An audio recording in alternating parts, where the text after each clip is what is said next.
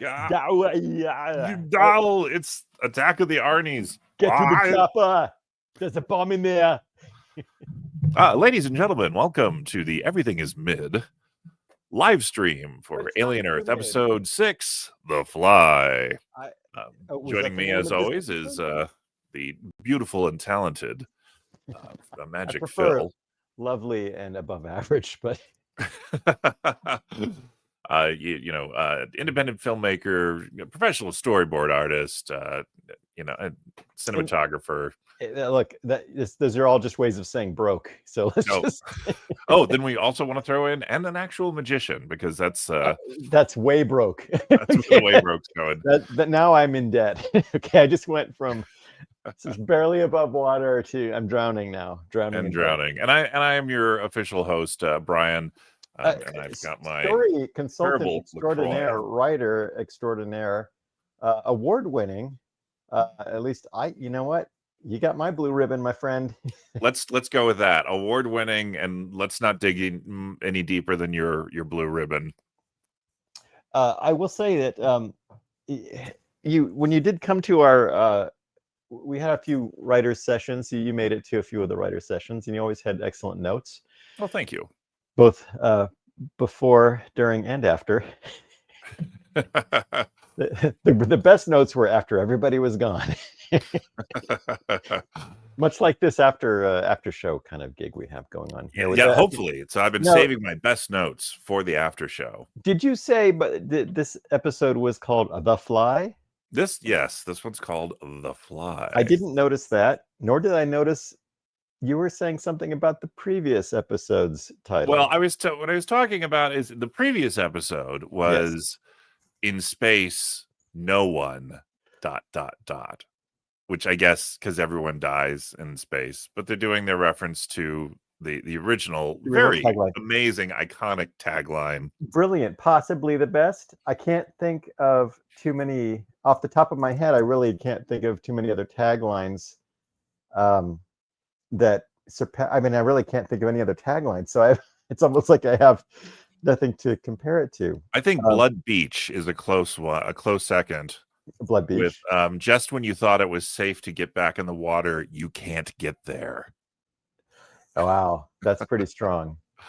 Yeah, that was I'm sorry, that was a terrible movie. It was, but I didn't see it. But although it does bring up a point that Jaws 2 did use the just when you thought it was safe to go back in the water. That's not bad. It's way better than the movie. Yeah, no, that's actually an excellent tagline and better than the movie. You know, we should do a tagline group. I think it would move a lot faster than our script group that we were doing. Well, speaking of taglines, this all leads back to Romulus, the alien Romulus. Yes. Review's coming soon, folks. Just hang in there. It's coming. But the tagline for that I stumbled upon on a poster is, in space, no one can hear you. No one can hear you. And so we were starting to go off, but please go off. Okay. I think part of it is that the original tagline is so good that they do want to bounce everything off of that. So far, nothing has bounced well. Now the joke versions have. I think there was probably in space, no one can hear you laugh is probably something I don't know. With Spaceballs, did they maybe use something Spaceballs? Like yeah. And if it didn't, somebody did, and that's funny. Okay, it's a parody. That's a goof on it. But to try to do a serious take on that and still going back into that well is dry. The well is dry because once the first one, they pulled up all the water out of the well for that first one. It was all the good water's been taken. And now that bucket just hits dirt at the bottom and they get muddy, boring dirt. And yes, they do. And I don't know how else. I want to continue the analogy, but I feel like I'd be going into the well like they did for that. And I have nothing else to dredge up from my well analogy, much like they have nothing to dredge up from in space. No one can hear you. Yeah, it's done. Let it go. That tells me that they're still being pulled back by something. And much like Kylo Ren in The Last Jedi, maybe you should forget the past, kill it if you have to. I don't know. I don't remember exactly Right, what he's. yeah. And then Yes, speaking the of wise words. but yeah, for every wise words for another franchise, not for that one. Well, I'll tell you, definitely when I saw that tagline of "Space, no one can hear you," I wanted to get my lightsaber and just start beating the control panels. I just want to start smashing them. So, and Did they Kylo try Ren one style. on? Did they ever say on Earth everyone can hear you scream? Was that one of the taglines for something? No, but Alien no, I don't versus recall hearing that Predator. one. I don't know. No, Alien versus Predator is probably not canon in this universe. It's just sort of like a Freddy versus Jason kind of thing. It's sort of an offshoot, right? I don't know. I Maybe. don't know either. But I do know that I did today, just today, I just needed to replace my Blu-ray for the original Alien because it was skipping.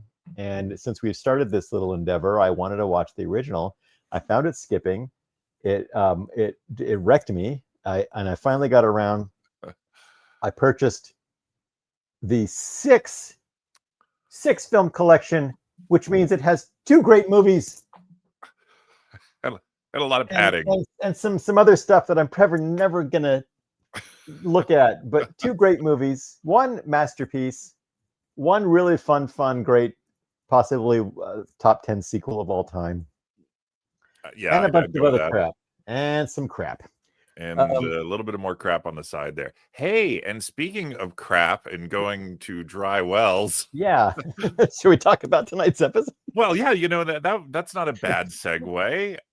I did say, well, first of all, ladies and gentlemen, we do always try to do the compliment sandwich here at the Yes, Everything Is Mid live yes, stream after show. So we start with saying nice things, and then we get into the meat of things with our criticisms and for sort of sure. pull things apart, and then try to end on a On a nice positive note note, too. on a positive note, It's would not you? just about trashing the episodes. No. We do want to call balls and strikes when they do something that's good. We want to call that Yes. out. It's Yes. just there's a lot less of it than I'd like there to be. I But wish see, there that was sounds more. like a middle part. I see already I'm starting it off poorly. Well, I will say two positive things.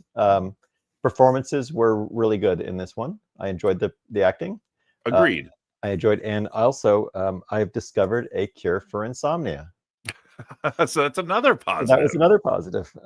That's an excellent lead in. Sure. And I how about you? Well, I wanted to say because in our last episode, we were discussing it, and I was sort of saying how I'm kind of done with the show. Yeah. I had charity for the show going in. Yes. By the time you get to the halfway mark and you are where they were, it's just okay. It's just kind of irredeemable at this point.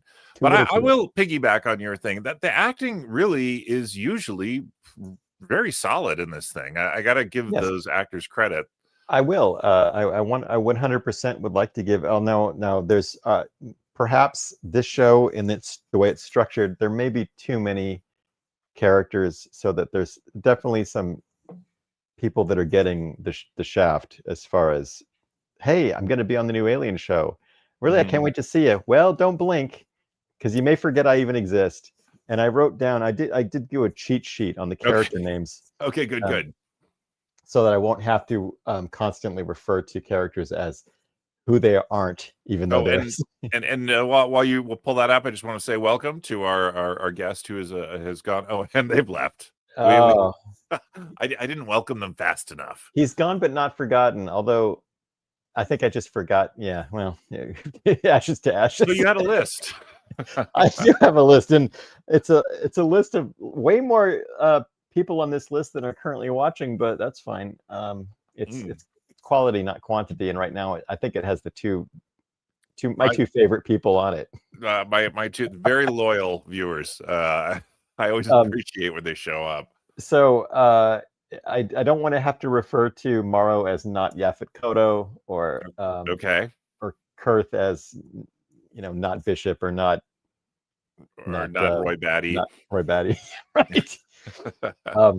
But I was in my doing my cheat sheet off IMDb. I realized that I don't even remember some of these characters.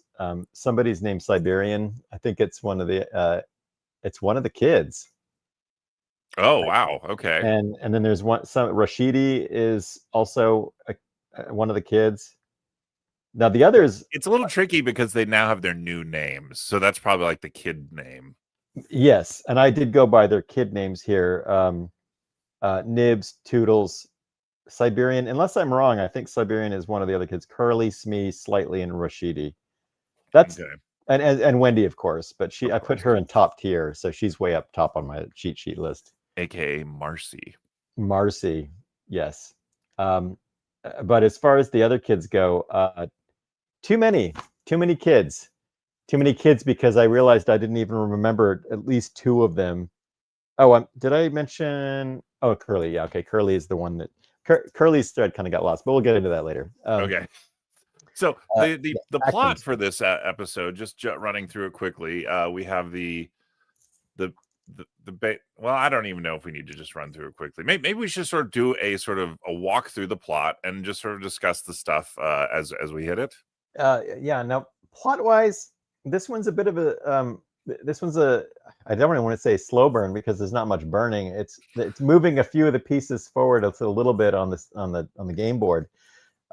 We have a relatively pivotal spike in not action but in story points when you have Boy Cavalier meeting with Yutani in whatever city they're in, and that was a scene that I enjoyed, but I wished I enjoyed it a lot more. I kept thinking of how many times we've seen a scene like that where there's some negotiation happening between two. Every mafia kind of movie, every movie like that's got some kind of a back and forth where it's, again, I'm going to use the chess game analogy again, where you've got two very intelligent parties and they both have something they want, and they're playing a game with each other, and there's a back and forth, and I kept thinking that I've seen that kind of scene before. I usually like those kind of scenes because it gives you some insight into how they approach that little match. And in this one, I was a little bit disappointed ultimately because I didn't feel like there was any fun subtext to mine. No, it was just I want this, how much, and then there's a little back and forth on price. And we did learn something about a quarantine, which whatever. I guess that's maybe. Yeah, the thing that drove me crazy about that scene, and to those who are trying to follow along, we're kind of just jumping around at this point. I don't know how that's really much different from any other one of these. The thing I can't stand, this show, Phil, I didn't know if you knew this, but this show is aiming for there's a demographic out there that's often left behind. Oh, which is that? It is for the people who are into male feet. It is the male foot fetish demographic that they're aiming for. Well, I am so tired. I am not in that demographic. Therefore, I am tired of seeing Boy Cavalier's feet. Well, thou doth protest too much, Brian. I think if we did a little internet search history, I bet we'd find a lot of male feet. I think, hey, Phil, we're having some technical difficulties. No, we did see a lot, and they were dirty, by the way. And I think that was kind of gross, and I think that was clearly now what the screenwriter, if he or she were here, they would say that was a power move on his part. The whole thing was like him being like a little kid, power move, kind of putting his feet up, showing his dirty feet, not bothering to wear shoes, not dressing the way he dresses. Actually, in the future, I don't know what's considered good negotiating garb, but he seemed very casual compared to everyone else. So you did explore some contrast in that sequence. Yes. But it didn't really move the needle much, other than it kind of grossed me out about his feet.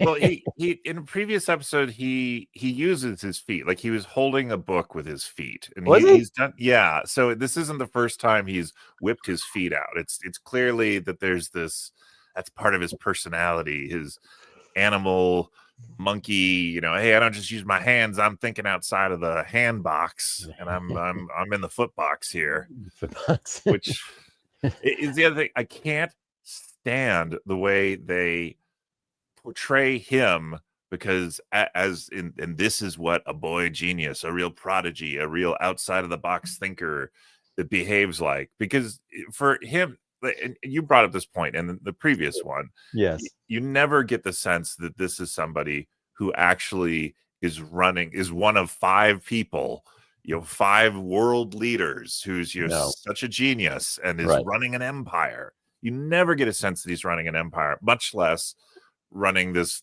island, much less any of these experiments or any of the lab stuff or whatever. No, he seems like he's the annoying son of the person who does. Yes. Did you notice in the last episode too?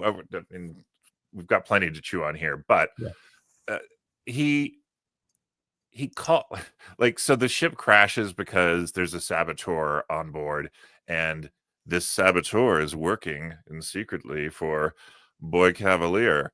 And we discover this when Morrow is going through the ship logs of communication, and there's Boy Cavalier on the phone literally saying, yeah, I'm a boy genius who's calling on a public line that's being recorded, right? Scheming this whole thing, they'll never find me here. I don't know what they could have done. I mean, if he had tried to pixelate and disguise his voice, I don't, and then we as the viewer can pretend like we're smart by going, that's Boy Cavalier under that pixel. That's no girl, that's boy. But they didn't do that. I'm girl, devil may care, and I have a deal for you. I'm totally not the head of a large, one of the 5 giant conglomerates that run the universe. Can I ask a quick question? I didn't run back to look at this, but I meant to. At some point, did Kirsch was talking to Joe, the brother, about the sister Wendy, and he said something to the effect of, your sister could invent faster than light travel if you just leave. Did that actually happen, or did I mishear that? No, that's another thing that the show does that is absolutely perplexing to me. Yes. Is that there's this concept that these hybrids, where they put the souls of the children into these robots, that they're just like super geniuses, or they did use the word potential in this, that they have the potential to do these things, or untapped or unforeseen or previously seen potential. Sure.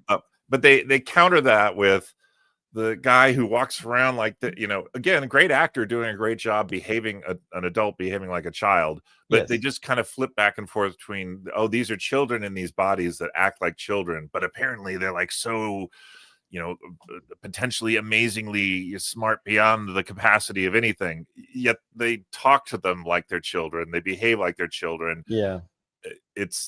I don't get it. We didn't even see the one at all this episode. I'm sorry, I'm all over the place this time. That's okay, but I want to say real quickly. Go. If they were children, I want the girls in the group to get together for a slumber party and do one of these things.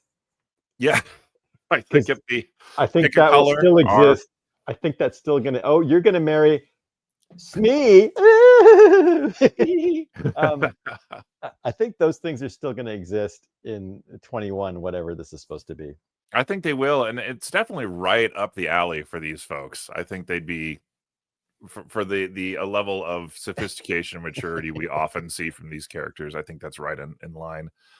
Because there's times when I kind of lose, and it's because like when you just put an actor in front of the camera and they're clearly the age that they are, unless you kind of overdo it, you can quickly forget that they're supposed to be very young in their like unwise, and you get it a little. We got it a little bit when the Wendy character and the Nibs character were having a back and forth after her memory got erased, which for a minute there I did feel a little bit of their youthful quality in the way that they relate. But I think they could have pushed that. I think they could push a lot of that stuff. But it doesn't seem to be the point of the show. I don't know what the point is, but it doesn't seem to be. It doesn't seem to be young kids dealing with their adult bodies anymore. They kind of dropped that one at some point. Yeah. Well, they for Nibs, I mean, the episode starts that they've now gone back. They're going to go back and reboot Nibs. They're going to erase her memory. And I was now. Did you feel when you were watching that? Did you wish that they could do that for the audience too? Because they were undoing all the stupid things that they had done with that character, and I'm like, oh yeah, let's take it all away. Let's start the show over with a. They could have done a mid-season reboot for the entire. Like if everybody went into that machine and forgot what was going on, and then we could as well vicariously, or get the home version of. There's some memories I wouldn't mind out there with his little flashlight. Sure, Tommy. Tommy. What's his face? Lee Jones. Yeah, Tommy Lee Jones. Look, you need to look right in here pretty quick. Yeah. Did you get vibes of because when they erased those memories, they could only erase the footage that they had.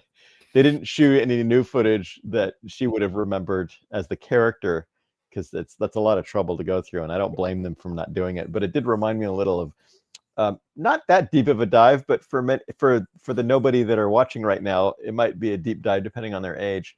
They did a similar thing in Flash Gordon, the Dino De Laurentiis 1980 movie, where Dr. Zarkov had his memory erased by, and they had to do a lot of.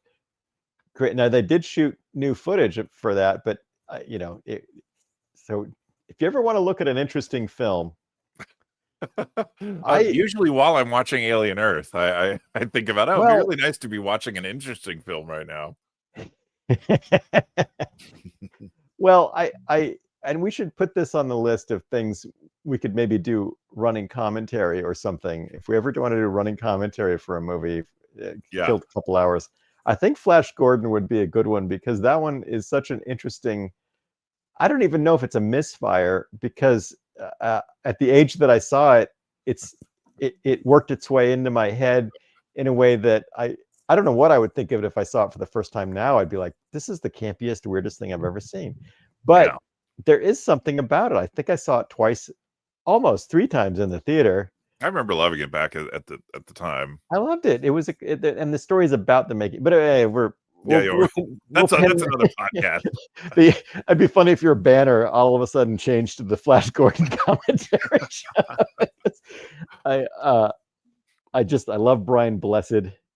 God blessed him. He's so over the top. I love a big bombastic kind of action. Anyway. Well, I love that you're getting it back to Earth. Sure. I love that Ming the Merciless, when he's going to attack Earth, he's got all the buttons of things he can do, tornado, blah blah, and he presumably goes to many planets with these buttons, and one of them is earthquake. Earthquake, yes. It's like, well, did you go to Mars and do the earthquake on Mars? I mean, well, Brian, that's stupid. They would go to the Marsquake. What the hell? They'd have the Marsquake. They'd install a thing. Speaking of installing a thing, they installed some new memories. Well, they didn't take new memories. They just removed the memories that she had. But before they could do that, there was some conflict. And when you're watching a show and there's conflict, that means there's drama, Phil. So are you talking about where Dame Sylvia and Arthur were talking with the Baldy McBaldy, with Daddy Warbucks? He's the one guy I didn't write his name down. I'm sorry. I'm so good with Daddy Warbucks. So Daddy Warbucks with he's British Daddy Warbucks. He fires Arthur. Are you talking about that? Yeah. First of all, I still have no idea who Daddy Warbucks is and what his role or title is in this company. He would be the Darth Vader to Boy Cavalier's Emperor. But he's not nearly as interesting as a villain, because we don't really know how his role works. He does seem to be a bit of the guy that gets his hands dirty for Boy Cavalier. He's the fixer. But is that a title in the company, or does he? I mean, does he have it? If HR were to come and visit and they had a meeting with him, they would sit down and say, Mr. Warbucks, as director of affairs for Boy Cavalier, your job description involves firing and or fixing and or possibly killing people. Yeah, I don't know. Threatening, lots of yes, and the British accent gives him sort of a Well, it does what all the UK accents do. It kind of elevates them while also making them slightly more scarier. And if they've got an upper class accent, it's even more terrifying. But a lower class accent, sometimes funny, but also terrifying because it's one of the few British accents where you assume you're about to get your can we say ass on your you're about to get your ass kicked. You're about to get your crumpets. You I'm just trying to. I don't mind saying that their ass is going to get kicked. I'm just trying to make it more British centric. More British. Your buttocks shall be thrown into the Thames, tossed unceremoniously into the Thames, kicked in the twigs and berries. Twigs and berries. Your bubble and squeak will be out the door. Yes. So yeah, I don't know what that guy's job is. I don't know who he is, but he threatened the guy. See, and again, this was like, as a scene goes, it's a stupid scene as far as drama, because you have to understand what the ground rules are. What are the ground rules? What are the stakes? Yeah. What are the ground rules? What are the stakes? So when he's talking to the two doctors. Yes. And he's telling them, okay, I want you to erase her memories. And now the one doctor is saying, oh, we can't do that. And he's like, not ethical. It's not ethical. Yeah, he's standing on the ethics of it. But I don't really understand why it's ethical or not ethical. I don't know why he suddenly cares. I guess he's the doctor that cares, as we learned in this episode. Right. And so I think we're trying to drum up some more sympathy for him for this episode, which makes sense given, and again, I assume anybody watching, we didn't say spoilers, but whatever. Knowing what his fate is in this episode, they did want us to sympathize with him. Now, as soon as he said that, did you have an inkling that he might be a possible victim by the end of this episode? Not during the conflict, but afterwards when he was packing up, I'm like, oh yeah, he's not going to get off this island. But, he got voted off, sort of, I guess. Yeah, he did. But he's the one voice. Oh, we can't do that, and then she's like, oh yeah, we can. It's like, oh, and so Daddy Warbucks basically, he gets her to confirm that she can do it and she will do it. Yeah, and then he fires the guy. He fires Beta Doc. Beta Doc, who, by the way, I looked this up, 17 years younger than his wife. Oh, now nothing wrong with that, but they never really address it. Cougar. And right, they never really address it, and I think the fact that they never really even acknowledge it just leaves me wondering more. And it's not, they don't do that for a story point. It's not like a mystery. It's just an odd little thing that they happen to do that is pretty obvious when you're watching it. Everything about this show, but let's focus on about their relationship is a mystery, because it's not really, her husband is getting fired off of this project that they theoretically both really care about. See, I don't know why she was choosing to say we can do it versus him saying we shouldn't do it, because usually she's the compassionate mother. Exactly, but I do have a theory. I didn't think of this while I watched. I'm only thinking of it now. Okay. She actually was in fear of Nibs. She was scared of Nibs. Nibs was a threat. So yes. I think that would be the only thing that would be driving this particular one. However, they didn't give us an inkling during the episode that that's what her motivation was, nor did we have any kind of a scene afterwards where the two of them had a fight about it. Like, that's the drama. Yes. How does a husband and wife team, and this is their big project, yes, and these hybrids are their children, because they can't have children otherwise, like they're so emotionally and professionally invested in this. Yes. How does he get fired and then they never have a conversation? They don't talk in that moment. When Warbucks leaves, it doesn't immediately turn into, what the hell are you doing? You can't do, we can't do this, blah, blah, blah. Well, if I don't, you don't understand. I'm like, nothing. You're right. And then later he's packing to leave, and it's like, she's not even, they're not even going to say goodbye. Like, there's not anything.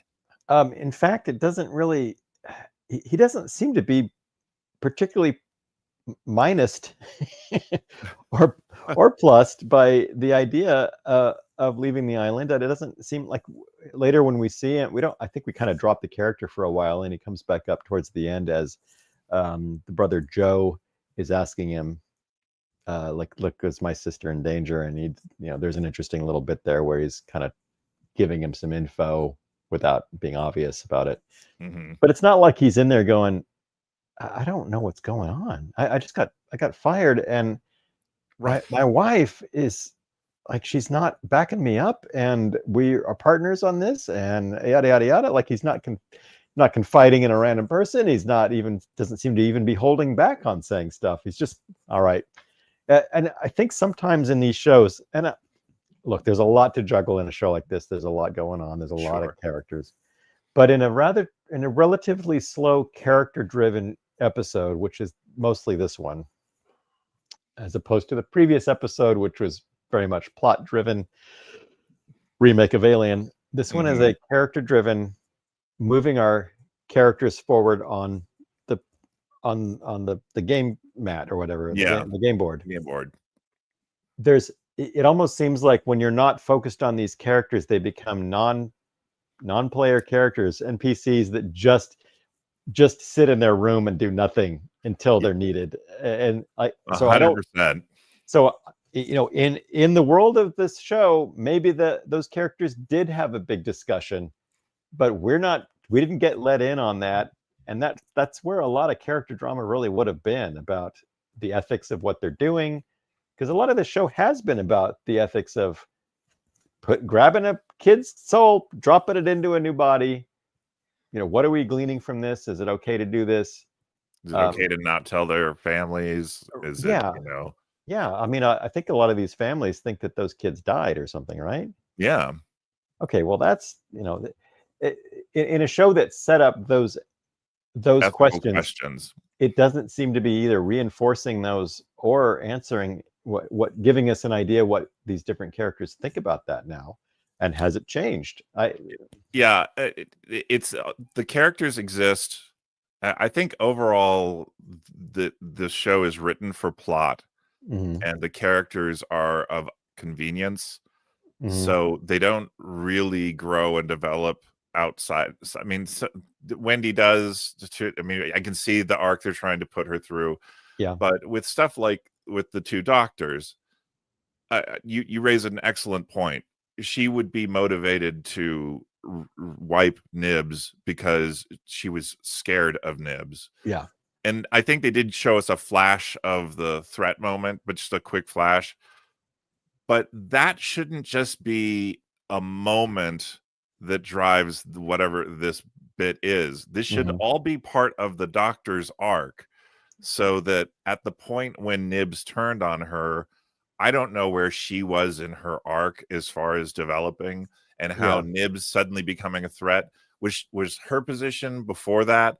No, the kids are fine. We can handle them. We can do whatever. We just need to talk. And in which case there'd be another voice saying they're a problem. Is it her husband saying they're a problem? We have to shut it down.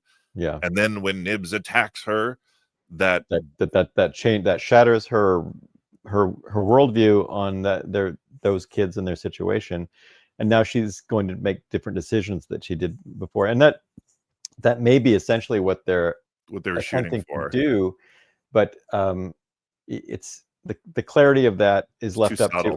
It's subtle, and like we're stabbing in the dark, saying, well, maybe that is what's going on, but the show isn't really providing it. You'd want to see those two aligned before that, and then this is the split off point. So like if they come in here and they say we're going to do such and such, we're standing against them. Yeah, we're standing against them. Then she has her Nibs moment. The guy comes in and says, you're going to do such and such. And he's like, we're not doing that. And then she's like, yeah, I can do it. And then it's a moment of betrayal. What are you talking about? I thought we were on the same page here. That's look, it's and if I had read this in script form, I don't know that I would have come up with that in the same way. That it's like it's a little bit of Monday morning quarterbacking. Or if you watch Monday Night Football, it's Tuesday morning quarterback. I don't know what day of the week. And with the time change these days, I have no idea. In our case, it's Tuesday night alien backing. Alien backing, yeah. Oh yeah, that's right. The show is called Aliens, but there was a little bit of alien action in this. Right at the very, very beginning, we do have Wendy uh, furthering her communication skills with a young xenomorph. Mm-hmm. And Between. yes, which I in the life cycle, I'm thinking back to the original Alien. Once those things are out and running across a table and off into the ship, they get big pretty quick. How long until this one's full size? Because I feel like that's a 24-hour kind of thing for the Alien. Yeah, no, you're right. It was pretty fast. And in Romulus, they added an extra stage of development where it then goes into a chrysalis, and then it comes out as the larger one. Oh, I'd forgotten about that. But if I ever want to check it out, I do Yeah. have the 6 film. Oh, wait a second. This Well, one is. Romulus won't be in that, but It's there'll not be on plenty there. of other juicy tidbits you're going to want to glean from. Forget it. Forget it. It's actually on Hulu if I do want to go back and watch it before I watch your impending review that I cannot wait to. It's going to be great for the savvy viewers out there. Oh, And so savvy viewers savvy. like you, Phil. Well, I don't know how savvy, but I do look forward to, because I want to revisit Romulus, because there were things I liked about Romulus too, and I would like to hear your take on it when the time comes. Yes, this is a deeper dive than I usually get into these, and I'm kind of excited about it. So, Well, no, I like the deep dives. I end up watching a lot of that kind of stuff on films that I've enjoyed over the years, because there's always in a great film, maybe not Romulus, but in a great film, or even an average film, even an average film, you can there's plenty of insight to be gleaned from a deep dive that can improve it in many ways. I feel like for a lot of movies that I've thought were mediocre, sometimes somebody's interesting take on it has helped me to reassess the film. yes. I used to hate this stupid movie called Citizen Kane. What is that all about? It's black and white, and like some guy is just like, oh, I'm got a newspaper. I'm so old I can't even hold a snow globe anymore. No, snow globes, they're so difficult in my old age. Oh, and no, and then later I learned a little more about it. Now I think it's great.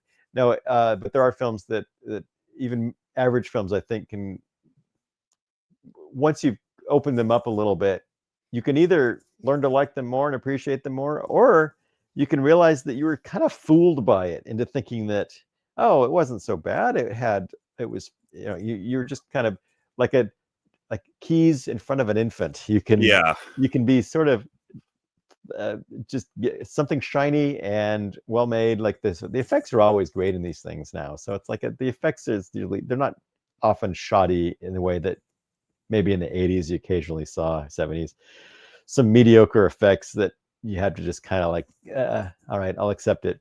Now effects seem to be, it's a given that the effects value is going to be pretty high in these things. Yeah, I was seeing a thing where they were talking about how with the effects revolution, and like, and I bring this up in my Jurassic Park Rebirth review, that it was a big deal at the time because we were going through the same thing the characters were. Science had created dinosaurs for them, but science had also created special effects dinosaurs for us. Oh, fascinating. So we were like kind of, connected to the characters in that very basic way that we're, reacting to this stuff similarly. But in this video, they were talking about how then moving on after that, and you remember because you lived through it, that you'd get new movies and new effects, and it was always like, and they kept getting better and better. And there'd be ones where you're like, okay. Right. But you'd go to movies for the spectacle of, wow, what they can do now. Yeah. And then at some point all of that became just sort of a given. As a and given. So now you don't notice the effect unless it's bad. Whereas before you noticed it because it was spectacular and new. Yeah. And every time there's an advance in technology, there's a big spike in how well something's done, followed by other people trying to mimic it without the budget or whatnot. So you get kind of the the wish.com version of certain things. And the so Timu. the Timu, and there was a period after Jurassic Park where there's a lot of Timu CGI creatures that either felt like they were floating around in midair or didn't have any weight. And there's still an issue, even to this day, with digital effects of Well, even the as good as they physics. are, they still stand out. Like in this episode, when you see the xenomorph, you go, Yes. that looks pretty good. But Pretty good, yeah. But for no moment am I looking at it going, I believe that's a physical thing in that room. No, and in fact, it's a little bit like if you stop to say that looks pretty good, it's over. You've revealed to the world that you've been taken out of it long enough. Are you warming yourself up there? I am warming myself up. I'm a little jaundiced over here. How do I do that? Do I need to put a gel on my light? Because I'm just like enraged. I don't know. Oh no, don't make Brian angry. You won't like him when he's angry. Oh, that's pretty good. You know something that made me angry, Phil? What was that? Well, it was tonight's episode of Alien Earth, The Fly. Oh, well. Okay, before we went off on our tangent, you were talking about how she was communicating with the alien. Did you not think it was odd that we established previously that she is able to communicate with them in some way? Now, that doesn't necessarily mean that you can communicate, but you're like, oh, I'm like tuned into their language. And then she seems to be figuring it out. Sure. But and that's what they're implying in this. She even specifically says in the conversation with her brother something about like, oh, like almost getting the vocabulary or having the vocabulary off. Pronunciation is difficult. Pronunciation, yeah. Yes. And I was thinking, oh, that's interesting. Pronouncing what? What? Like, yeah. What is that? Oh my God, you're talking to the alien creatures. Yes. What communications are you having? Yeah, you think that there would be some follow-up there, like, oh, so are you trying to say hello, but it's coming out halloo? Because it's a series of clicks and sounds, but are you having a rave without the music right now? Yes, I've gone around the horn on this one. There we go. I like that. Okay, so yes, you're like, what are you communicating? What are you communicating? I don't remember a follow-up on that one. It's like, are you asking it if it's planning on killing all of us in the place or just one or two of us? Yeah, because she implies the nature of their conversation because she well, they didn't ask to be here. Well, they have their own like there's that kind of stuff going on. That's pretty complex for a lot of clicks and stuff that you may be mispronouncing. Yeah, it's just okay, and that's just between her and her brother. Right. Yes. And, all right. And in that conversation, he's also presuming so much about the aliens. Well, they're just like this. They just kill and they eat and maybe they poop. And it's like, how do you know any of this? I mean, you just had an encounter with one where it was trying to kill you and it's obviously scary looking. Yes. But who are you to make any suppositions about what this alien species is or what it does or what it's like or how intelligent it is? They could play that up a little more where because he was stabbed and nearly killed and lost a lung by one of these things, that he could just be like, I don't give a crap, sister, what you're talking to them about. These things are monsters. Do you remember that one that killed me and then you had to kill it? And now you're sitting here talking to it like it's a little child that's innocent. And like, screw it. This thing's going to grow up and kill us all. And maybe she's like, fantastic. No. That would be great. That we don't know what happened to that. That one may have had trauma in its past. Yes. And this one, if we bring it up in a nurturing kind of like her naivete as a 12-year-old could be coming into play here. Yeah. And so that we'd be concerned that she's sort of being duped in her naivete in the same way that what's his name is Arthur? I don't remember. No, in the show? The one that Morrow is controlling. Oh, that would be Slightly. Yes, Slightly. So in the same way that a win for my cheat sheet. Yeah. It didn't even look like I was looking down, did it? No, that would be I usually have my cheat sheet off on the side. But by this point, I've just given up. I'm going to put it up here next to the computer. So I appreciate you picking up the cheat sheet Slack. Well, I used to put them, by the way, when I did cheat in science class, I wore a jean jacket that had sleeves that could unbutton. And if I unbutton them, there was a pretty good amount of space in those sleeves for me to be like this. Oh, what is the answer? And I used to be able to write pretty small. My cheat sheets were right there in my sleeves of my jean jacket. And I hope they don't rescind my graduate my diploma for having. Well, I'm just picturing you've written so small, and what got you though is then you had a magnifying glass that you used to try to read what was going on there. Bit of a tell, you might say. Hey, speaking of tell, hey, I just want to tell this person who's entered. Hey, welcome to the feed. Is there Feel free somebody to jump into the comments if you got anything you want to say about tonight's episode, or any other episode. We're all over the place. We're also talking about cheat sheets. If you have any techniques, or the Flash Gordon movie from the 80s, anything you want to jump in that chat window. Yeah, hey, there you are. Hi, welcome. Just jump in and join the conversation. So that again, a lot of missed opportunities in an episode that was fairly slow and paced, with moving characters forward. There wasn't a lot of action. All right. Towards the end, we did have, now, again, spoilers for our guest or anybody watching. We lost a very valuable character that I really don't remember much about, but his name was Toodles. And he's AKA sorely Isaac, for those people who have been following along in his arc. Are you looking at a cheat sheet? Because I didn't remember Isaac to save my life. But sorely missed. Oh, is Sorely? Is that another one of the Lost Boys? Sorely? We missed Sorely. We missed Sorley's in the background. He's he's like the Where's Waldo of the show. Sure. You swear he's there. Somebody on the internet swears there's a character named Sorely that they never really play. Toodles, sorely missed. I don't remember what he did in this show much, but I do know that he died a horrible death involving, again, to maintain our connection with the alien universe, something acidic. Right? Something acidic. I was just like, oh, why? I have that. It's in my notes. They're not handwritten, so I can't wave them here, but it's in my notes of why did you make it acid when that's the aliens thing? That's the alien thing. Because I guess they figured they hadn't had it happen for a while, and they wanted to remind us that we're still in the alien universe, because the xenomorph is now a third or fourth tier concept in this show. It's the water boy of this sport ball game that is Alien Earth. So no, I don't know why, when you've got a whole bunch of new threats and the alien is merely one of a dozen.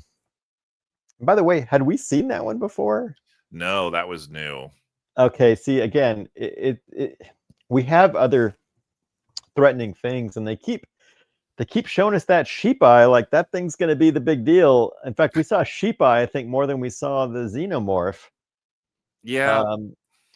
So sheep eye is watching all this and preparing its strategy, because we know that's a strategy alien.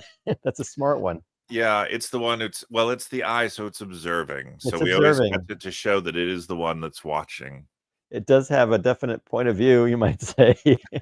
Actually, several, because it's got multiple pupils, if I do remember. Right. That's how that works. I don't know, but I bet that eye can see where this show's going. So we lost Toodles in a very. I'm sorry, but this is a $1 trillion company with many billions on the line with this alien technology, theoretically, these live specimens, and they can just send anybody in to feed them alone. And I was going to say, I don't want to jump onto another point where, but Kurth is the one.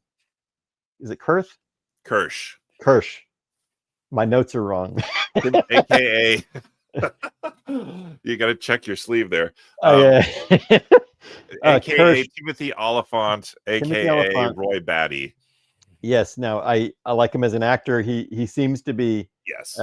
he's playing he's underplaying. He's playing it close to the chest, you might say, Yes. as an actor in this role. Much in the way that the androids in the past have been a little bit kind of playing under the radar. They're not big bombastic characters. Right. They're and he's like that too. I don't know what his deal is anymore, and that's kind of a mystery that I'm liking. But maybe you're not, because you're giving me a face, because it doesn't seem to be coming from anywhere. But I don't know what his motivations are. He's Yeah, the well, one who's this episode they did what's going on here, Kurt? Like he did a left turn that seemed to come out of nowhere. So yeah, I don't.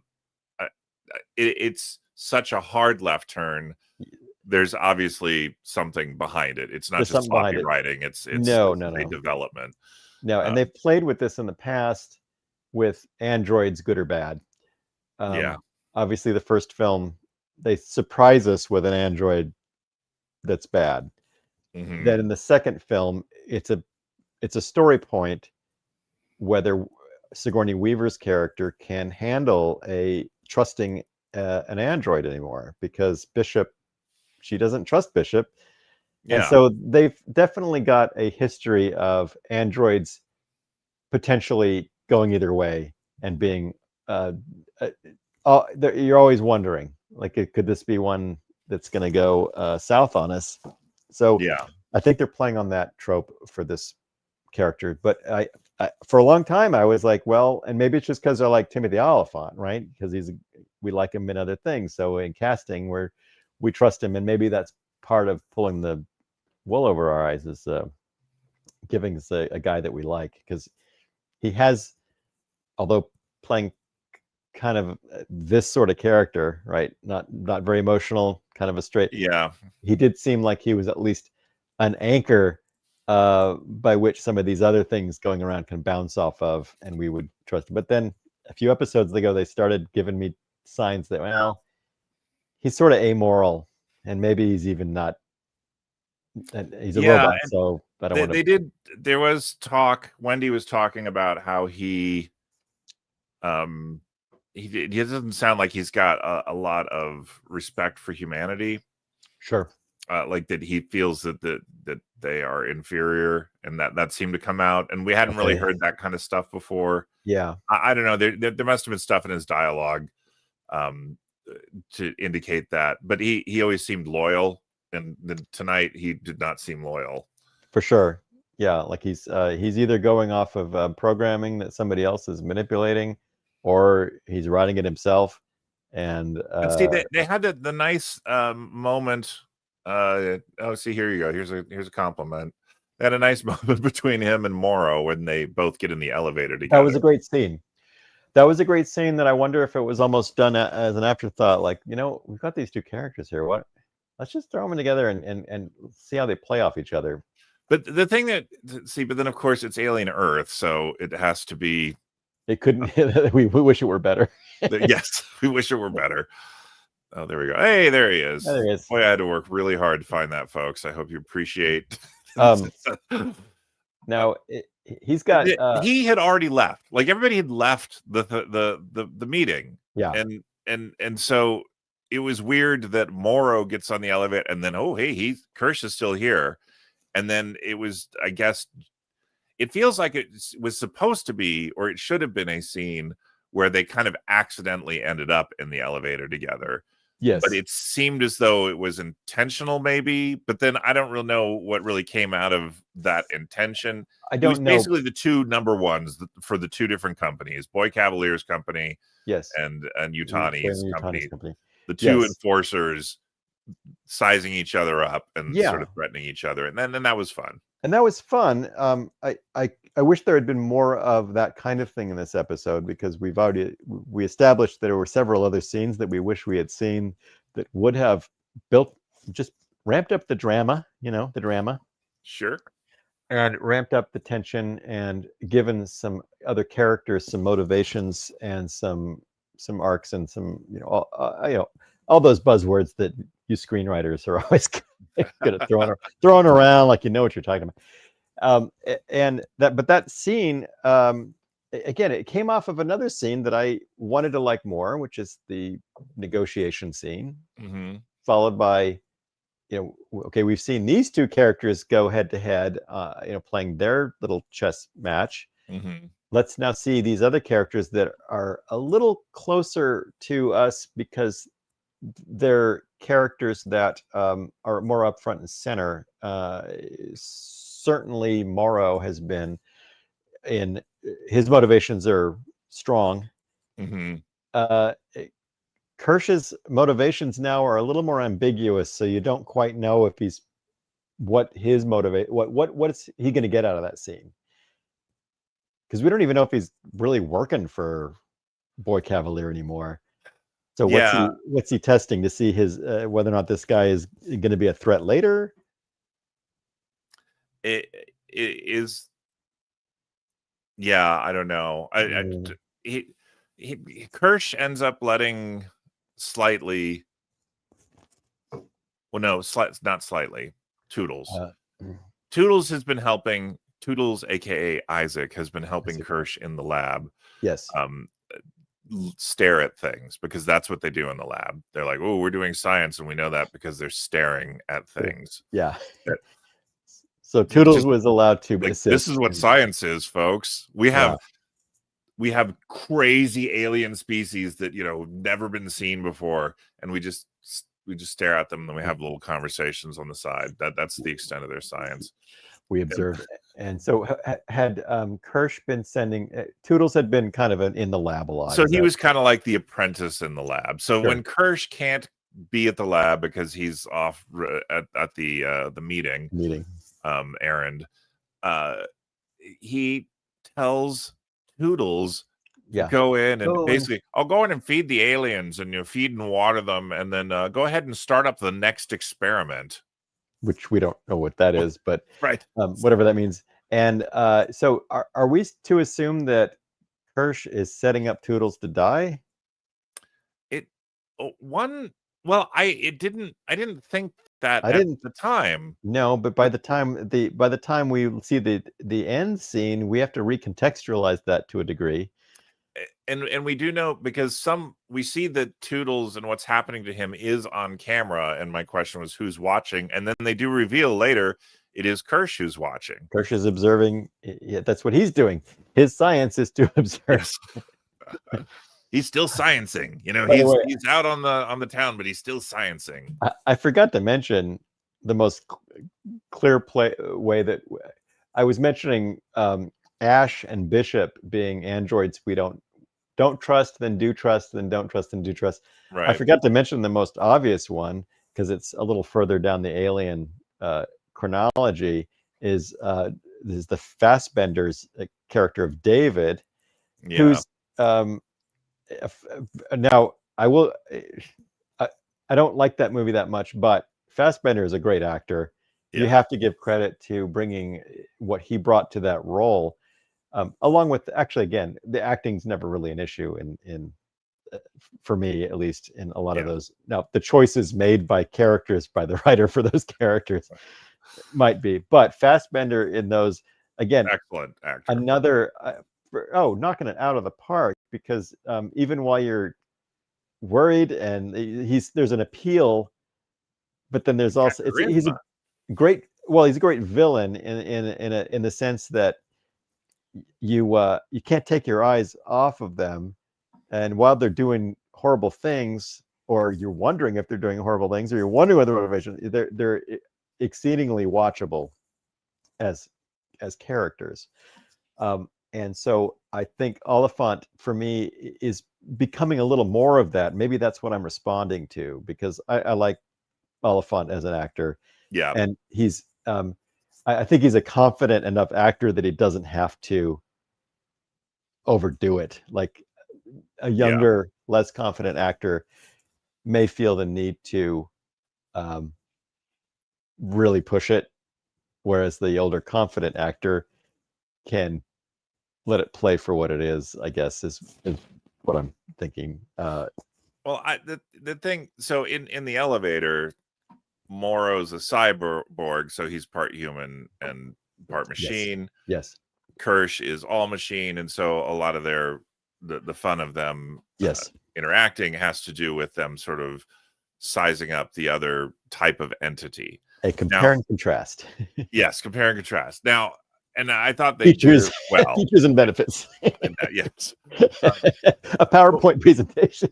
When this series started, yeah, and they could probably just do it like the, and then he's like projecting out of his eye on the wall, and doing the, no, there was nothing like that. But better show could have, but what do you do? I was gonna say on the very first episode, they started off with the description of there's the 5 corporations, and then there's the 3 different types of yes. The I think I might have it now. The cyborgs, the synths, and the hybrids. Yes, we're there.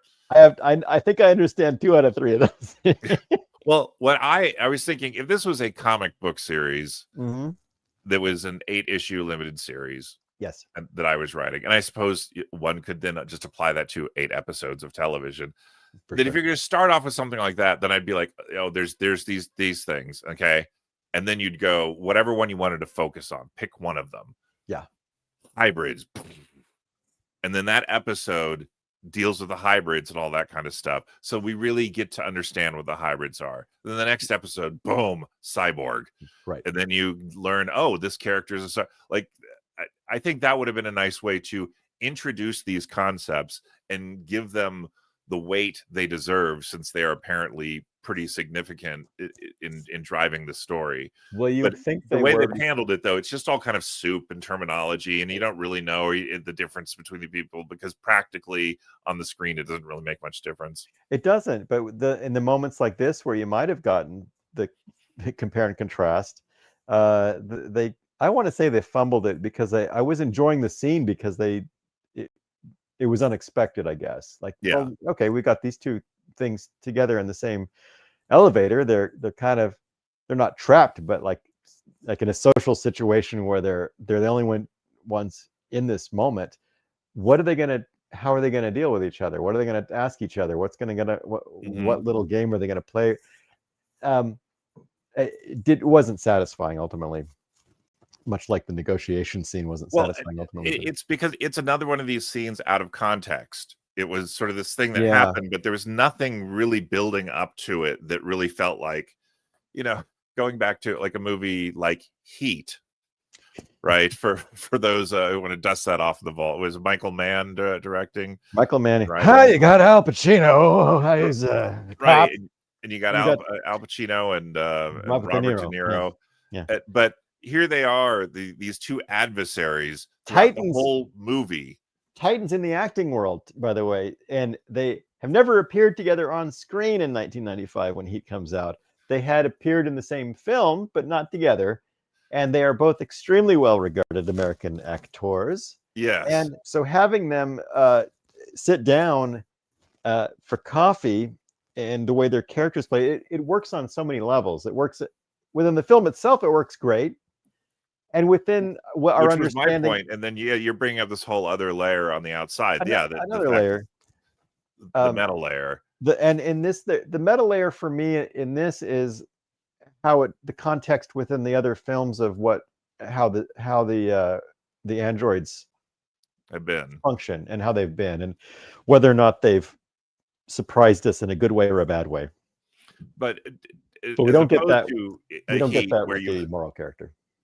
As opposed to a Heat, when you had this protagonist and antagonist, they were the 2 chess players throughout the movie. They were, yes. And then they finally get to sit down at a table together, and it's deep into the movie but they have been getting to know each other through their moves and figuring stuff out. So it's a really big deal when they're finally at the table together. That's what this kind of scene could have been between Kirsch, the synth, and Morrow, the cyborg. Right. It could have meant more. It could have meant more. With Morrow struggling with his humanity, and have I become too much of a machine? Have I lost my humanity? And so he'd be in between these things, and so he could be confronting himself when he's talking to this synthetic. And if I But go all back those layers of subtext are they're absent. lost. They're lost. Now, part of me wants to go back and watch the scene, but a bigger part of me knows I'm not going to. Yeah. And that the bigger part of me is the part that understands that I'm never going to bother to go back. But I would. During the negotiation scene, did we get any shots of them staring each other down a little bit? Oh, I don't know. It would have been. I don't feel like we did. I mean, we I did don't think see we them at the did. table, but we never got a sense that they were looking each other and sizing each other up. Again, it's Tuesday night quarterbacking. That would have been at least something within. And again, you're right. The show has not built to that, so that it's gonna still. This is only going to be a band-aid on the cancer.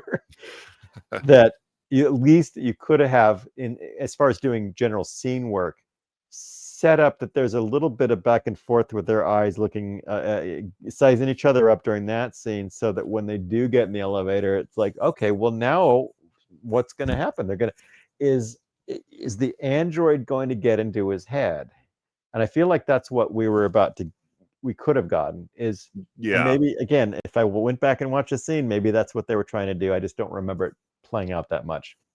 Yeah. I would have been interesting to see how Kirsch could have been working some angles on this guy who's in a spot wherever he is. Mm-hmm. Kirsch is going to throw some things in there that kind of might mess with him a little bit, and see how he reacts, and see whether, because maybe Kirsch knows that Morrow was the captain of the ship, and that he might be looking why is he there? Like, why is he in this room? Like, why is he there? Because he's trying to go and is he trying to get the things back? Is he part of that game plan? And maybe Kirsch tries to figure that out. I don't know. I don't remember the scene well enough because it didn't play. I can tell you a lot about what Robert De Niro said with Al Pacino in Heat. Yeah. I think it's just because it's just not there. I think they just wanted to go, oh, okay, yeah, these are the two number ones or the two heavies. Oh, this would be really cool. We'll get them in an elevator. It's the first time they've seen each other. It's like, okay, yeah, but it's not enough to just do that. And it's too bad, because in an episode that's almost all character based, I feel like we missed. There's a plethora of missed opportunities, as I probably said 3 times during this conversation, and I'll only say it 3 more times. Well, it is Alien Earth. What are you going to do? Well, I will say, I kind of want to compliment it, though, because I started to think about, because production value is pretty high on the show, as for whatever budget they have. I feel like the production value is decent. Like, when you fly into a city for this meeting, looks like a city. Looks like it could have been at a. They're punching above their weight, I think, as far as effects and locations, and just general cinematography is decent on this show. Yeah. But for a show that spent, I don't remember what my point was, but it's I just want to compliment that the production value is high. On it as well. But in an episode that has all this character work, yes, it left a lot to be desired, for a show that I think has only got, how many more episodes do we have on this? 2. Are you serious? Yeah. Okay, here's what I'm afraid. Wait, no. Yeah, no, 2, because there's 8, but which has now here's what I'm afraid of. Okay, yeah, because I've now gotten different expectations for how the season's going to end. So, what are you afraid of? I'm afraid that the season's going to end with us expecting to watch the next one. Yeah, I think we've seen this in the trailers. There's a shot of the alien out in nature. I'm guessing that's in the last episode, maybe even the last shot. The whole thing that we end this with, the alien is now free on Earth. Which is the island at this point. Which is the island, which brings me back to my Jason Takes Manhattan analogy, which is No, sure. And again, I hadn't seen that movie, but I thought about it the other day, which is like Jason Takes Manhattan, but I bet most of that movie is spent in Central Park, so he's sort of almost back in the woods again. It's like in the back alley of a pizzeria, yeah, and then into Whatever it is. Central Park, so you could Yeah, really be anywhere. he's not. It ain't Manhattan. It's probably whatever they could fit in their soundstage. Now, I want to get one of the things that they, to your point, they do have a good set design, and they do have a good, the cinematography is nice, all the stuff's nicely done. Oh, Um, I remembered what I was going to say. oh, okay, go ahead. So what's yes? My compliment, my it's not a compliment on for the show specifically. It's more like, can you imagine if they had tried to make a show like this after the first movie Oh, in the 80s? Like if they had attempted to do an Alien series, the high bar at the time was probably something like a miniseries like V. right. That's about as good as you could expect. And I think if the show had been done back then, it would have really blown. Like it would have Yes. really like our complaints now are for a whole different set of issues. But the issues that we would have had back then was we might have had better writing, more compelling, much like the old Doctor Who episodes had just like the best they could do on with duct tape and $5. I'm sorry, £5.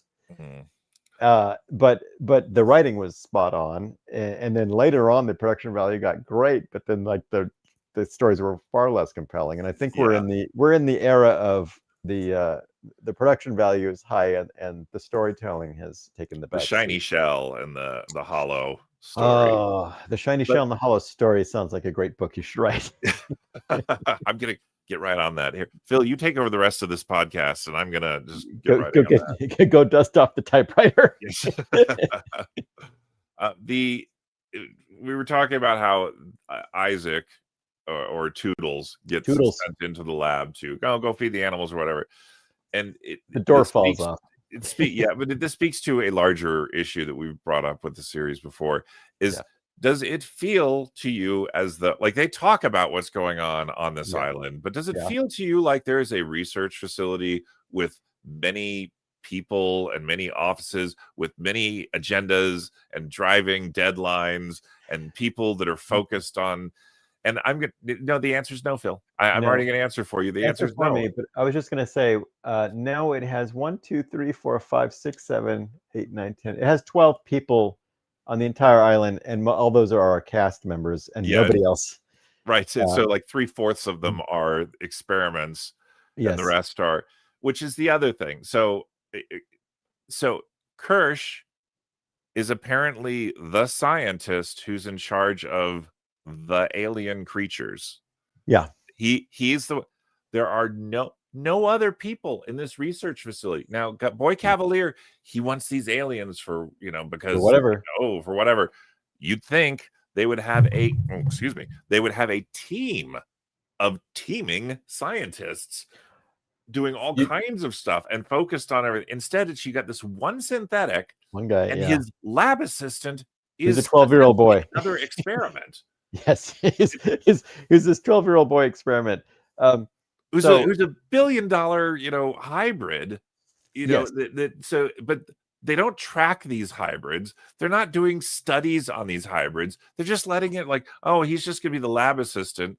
And now they're going to let this $1 billion experiment with the brain of a child. Yeah, you go in to the secure lab where we have all the most crucial things. By the way, you just take care of it by yourself. This could have been another story point. This could have been another story point about Boy Cavalier. Maybe they did play. I don't know if they brought this up, but if they did, I forgot, and so it couldn't have been that important. It could have been that Boy Cavalier is so fickle that these kids that were once his thing that he was really into, he doesn't care anymore because now he's got these alien things. So he's sort of not interested in that he's so like the cat following the laser pointer. Exactly, he's a laser pointer because he does seem like that kind of character. Like they're playing up that he is youthful and probably has a crush on somebody one day and a different crush on somebody the next day kind of guy. Yeah. But that's not brought up, and it's not a point, and it's not a bit of his characterization at all, that he no longer particularly cares about these kids because now he's got something bigger on the table, so that now they have sort of been unleashed to become out of hand in their own way and to create the chaos that could ensue Yeah. in the next 2 episodes, apparently, but I doubt it. Well, it could also be like Crichton's Jurassic Park, where part of the issue with the park is it is very automated. So they make a point out of the fact that there aren't many people there because it's so automated. Maybe at Prodigy, they lean heavy on the synths. So they feel that they don't need a lot of people because these super brain AI creatures, machines can handle all this stuff. So we don't need a lot of people there. And then that would cover it instead of making references to the fact that there's all these people doing all these things, but we never see them.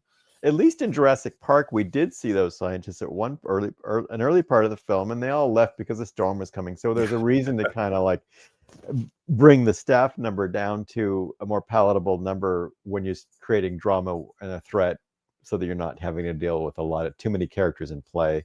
Yeah. So this one doesn't have too many characters in play on that side of it. It's lacking. Like, they don't even have extras walking around that they could kill off randomly as in the red shirts in Star Trek. Yeah, you don't even have those.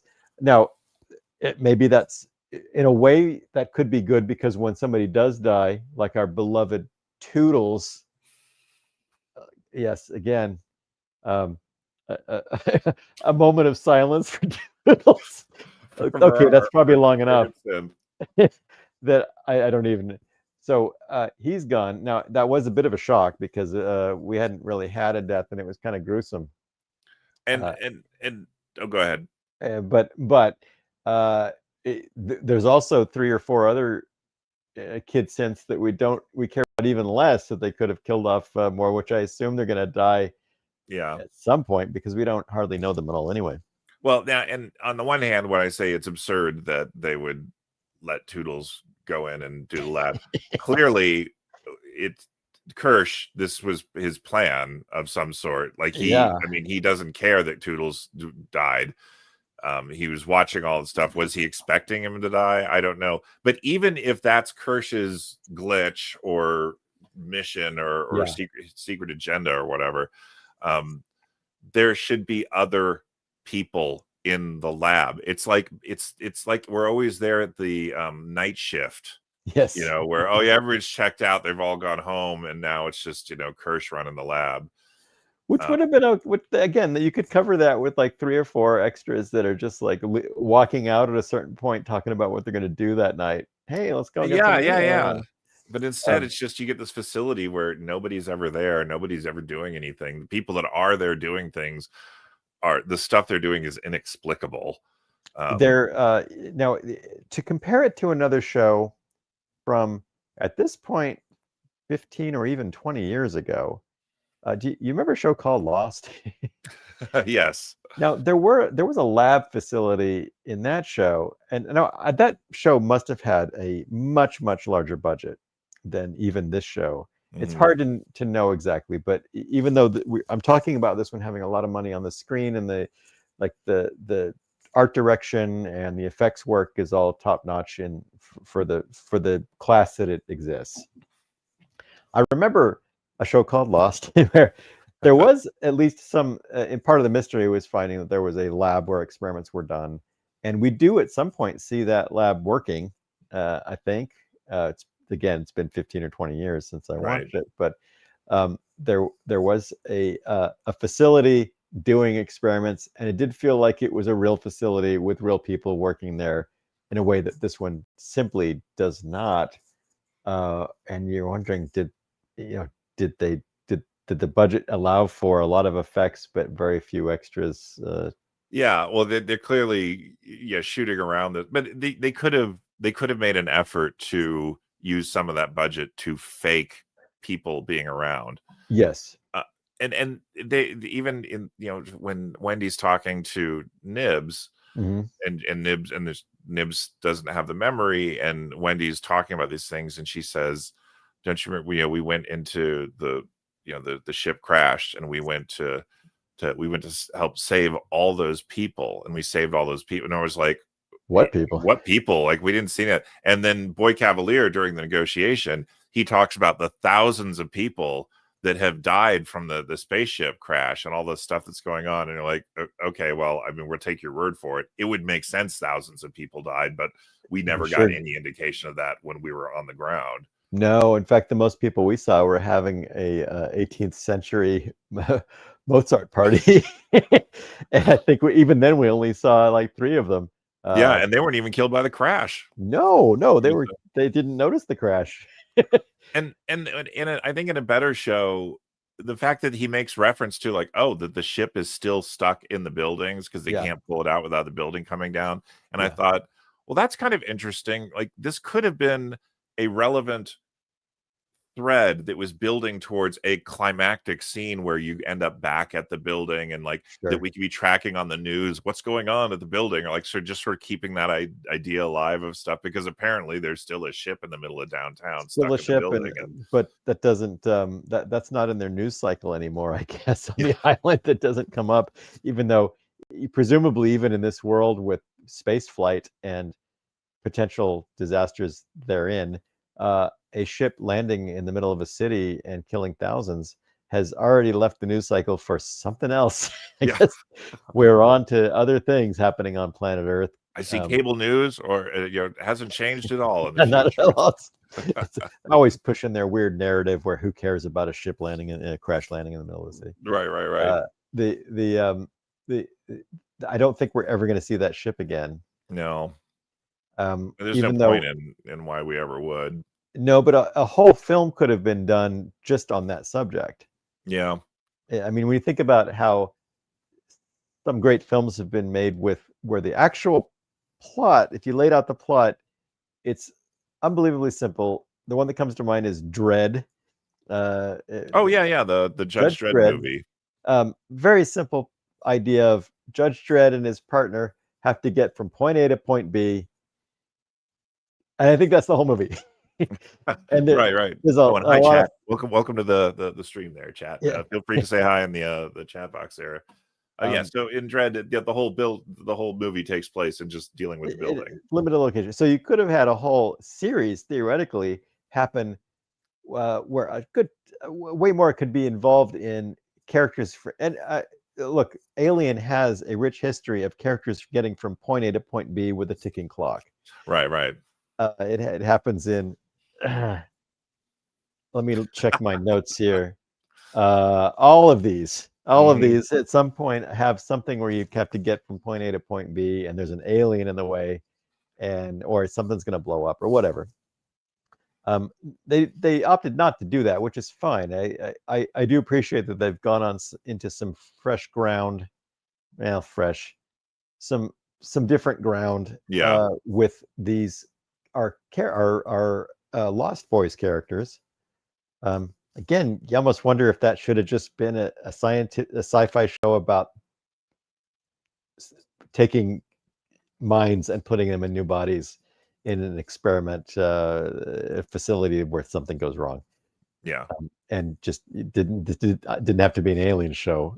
I think some of the better things about it have almost nothing to do with the alien thing. Which, well, you could have, they're doing this and it's cutting edge, and they put children into these bodies, and then the facility goes haywire, and now the aliens are out, the humans are dead, and you've got these children that don't know what's going on, and they're in these bodies and have abilities that they don't understand, and there's the horrors of this creature. I mean, I don't know, there could be something there.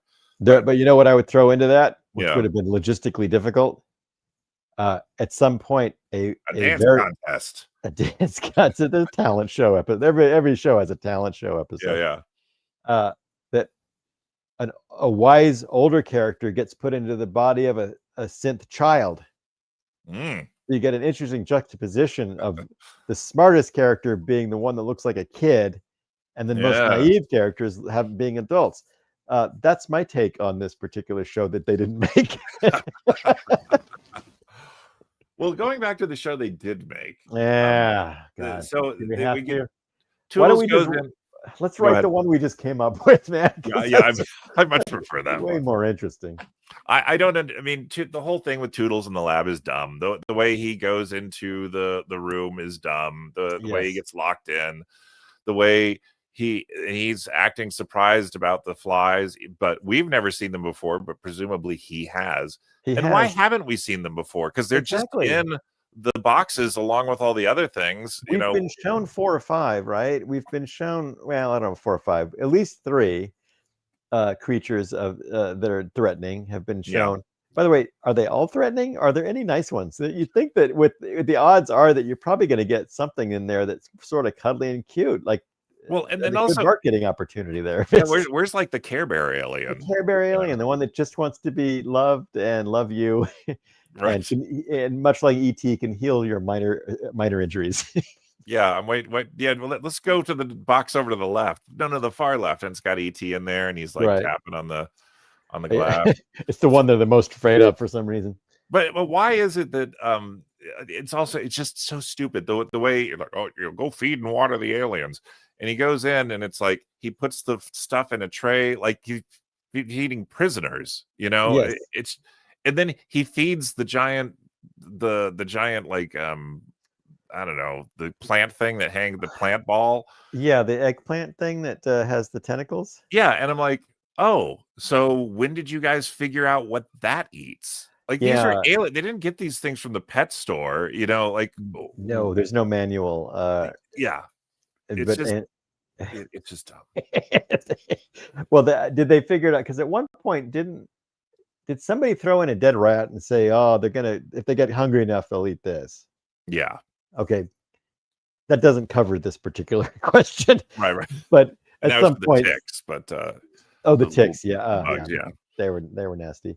So you think that the ticks would have been since we've already seen what the ticks do, it makes sense that he would be attacked by something that we've already seen. Because I guess we're afraid of the unknown of this thing that looks like it's got there's bat guano on the floor and there's something of a hive, but we haven't seen this before. So lo and behold, surprise, surprise, it spits acid like every other thing in the alien universe, apparently. Right.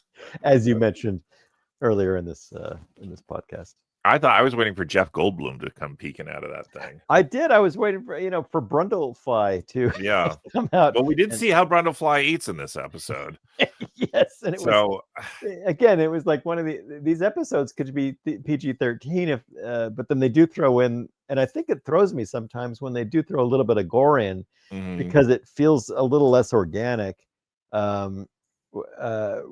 Knowing that the rest of the show it doesn't really get particularly adult in that way.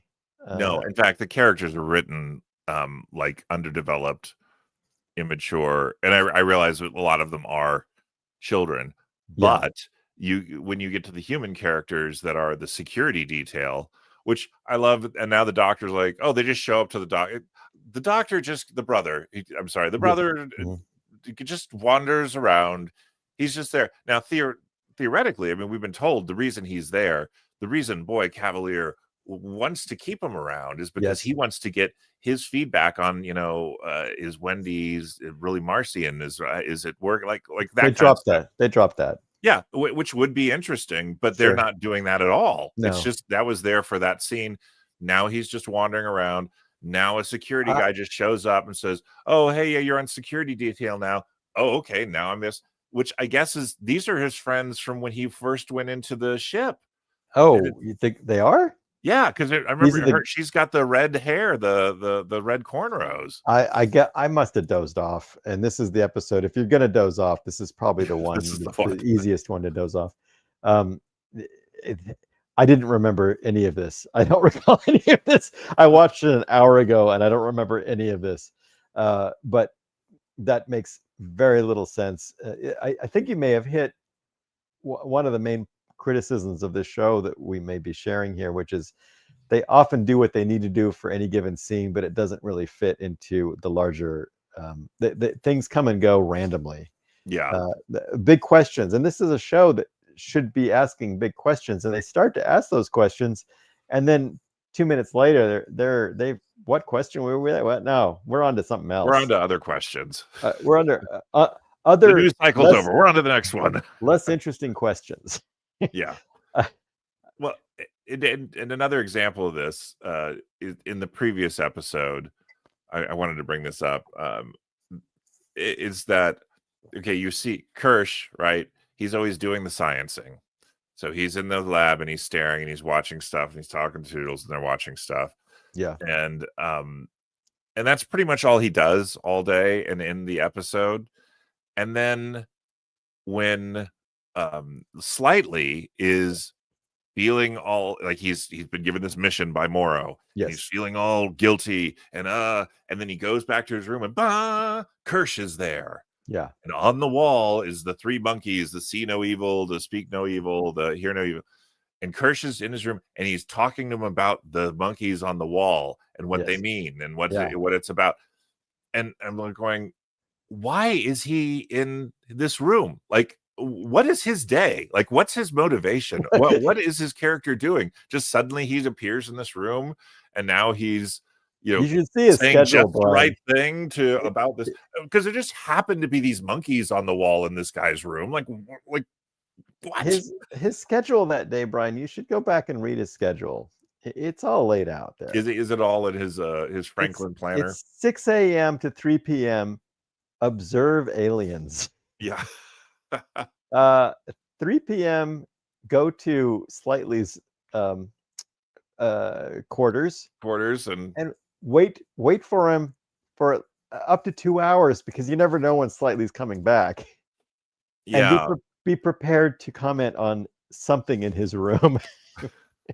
I mean, maybe there'll be a twist that, I mean, because he is a machine, so that maybe he actually is monitoring all the hybrids all the time, and he's doing all of that stuff, and so now he can show up and screw with Slightly in his room because he knows what Slightly's been doing, because he knows that he's been talking to. So they're not going to do that, but well, they're setting up that he possibly does know more than he says. I mean, by the end of this episode, he seems to be completely okay with being aware, at least, that that this thing's on Arthur, and that Slightly was there to do it, and that he's not letting Boy Cavalier in on that info. So you wonder if he's secretly either he has his own motivations, knowing what's going on, and he's being controlled by another company. Yeah, one of the other five. Maybe one of the other. We'll find out. Oh, he's actually that would be better. Maybe they've got 2 episodes to. I look. My worry is that they're not going to wrap anything up. No. But I'm afraid that that's what we're in for, because so far it seems like they've started threads that they've dropped an episode later that you could have been like, well, where is this going? Case in point, Nibs. Nibs was a threat and believed that she was pregnant in a previous episode. Not anymore. No, we're done. They can just erase that.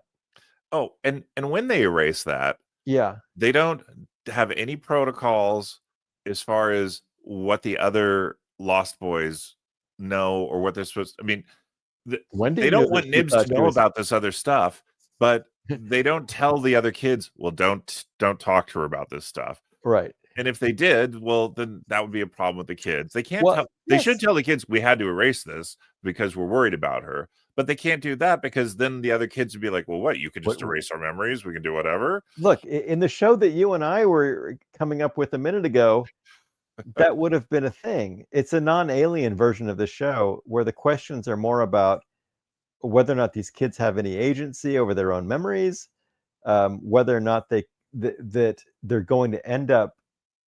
There's going to be conflict going a lot of different directions when Nibs finds out that the other kids know more about what happened to her than she does. There's a lot of things they could be doing with this show that they're choosing not to, because I think somebody keeps tapping him on the shoulder, reminding them that it's called Alien Earth. Right. and that they're going off on a tangent, which could theoretically be a much better show if it had just been a sci-fi show about what we. If it'd been a Blade Runner show, Sure. you know. Yeah. So yeah, the nib stuff I had. Oh, yeah, it was just weird that so Wendy goes to Madame Sylvia, is that her name? It sounds like a Dame psychic. Madame Sylvia. Oh, okay, yeah, Hey, Dame Sylvia. Okay. what? Dial 1976, Madame Sylvia, and I tell you about your future. That's what she's on there dialing up. Madame Sylvia. Madame Sylvia, is my husband going to leave me? What do you think? Do you support him in his ethics? Yeah, so she goes and she's talking to Sylvia, and Sylvia goes like, oh yeah, says, oh yeah, you've been going to making a lot of visits to spending a lot of time in the unsecured or in the secured lab. Yeah. And she's talking about her going to communicate with the alien. And again, nobody says, what are you guys talking about? What's it saying? What are you guys talking about? Like, she's in there chirping away with an alien. Right. This is one of there's apparently 2 scientists that are in charge of monitoring the hybrids and doing all the hybrid stuff. They just fired one of them. He's out. And this one is not tracking the conversations, to figuring out the development stuff, scanning her brain functions, or her synth brain stuff while this is going on. None of this is documented. None of it is and it's not even a story point where she is curious, but then Boy Cavalier reminds her that she's not there for the new alien things. She's there to deal with the synth kids. Yeah. Like that should be, because they play her as a therapist for these kids too. So she is there to have like these weekly meetings where she may or may not be attacked by nibs. Right. But even with the meetings, it doesn't even seem like they are weekly meetings. It's just like Wendy shows up. It's like, oh, hey, Wendy. Yeah, we haven't talked for a while. What's going on? All right. Again, it's part of the issue with the ground rules that the show continuously avoids telling us as the audience anything about. Like that there's a ground rules, and I don't mean ground rules like you've got to be in bed by 9, although that would be one of them, because they're kids. Like, well, look, you've got synth bodies, but you need to be in it could be a point that they chat. Hey, but we never knew what the ground rules were when that ship crashed into the city. Like, well, got to get from deck whatever to deck whatever, and we've got this much time because something's gonna, structurally it's gonna collapse if we don't get everybody. We don't know any of that. And now we don't know what the schedule is for these kids as far as what their day, like they sort of early on, we thought we were going to get that because it worked. Their brains are now in these new bodies. We're going to run them through their paces. We're going to keep track of them in these weekly things. We're going to have group therapy and individual therapy, and we're going to test their strength and we're going to test their mental agility. And now I don't know. I guess they're just hanging out. Yeah, and the one, I can't remember her name now, but the one who wants to be Boy Cavalier's favorite. Oh, Curly? Yes. Did you even see me look at my cheat sheet? No, not at all. You had that right up there, man. Are you a synthetic? No, I'm Madame Sylvia. I knew what you're going to ask. No, yeah, like we didn't even see her. I mean, it's not that you have to service every character in every episode, but but there's some that you got to have a sense of like, well, what is she doing? Like, what's she doing? Where is she? Why are we not seeing them? Well, that's why I wonder. Did you know about Siberian or Rashidi? I think there are other kids, but I don't know. At this point, 8 episodes in, I don't, or 6 episodes Rashidi? Maybe Rashidi is slightly. No. Well, no, because I wrote these off the IMDb list of their character names. Oh. Rashidi at some point was talking with slightly they had hoodies on in the rain and they were outside. I think they were having a conversation, and so was Siberian there. She was there too. I swear these might be characters that are in the show. Oh, well, maybe these are the security people. Oh, maybe that's the red cornrow. Maybe. Siberian is black and Rashidi is probably Indian. I'm thinking maybe those definitely maybe those are the security detail. which again, it's like, okay, that might be very true. I would have to go back and double check, but I feel like we lost them for so many episodes. When they show up again, I don't know.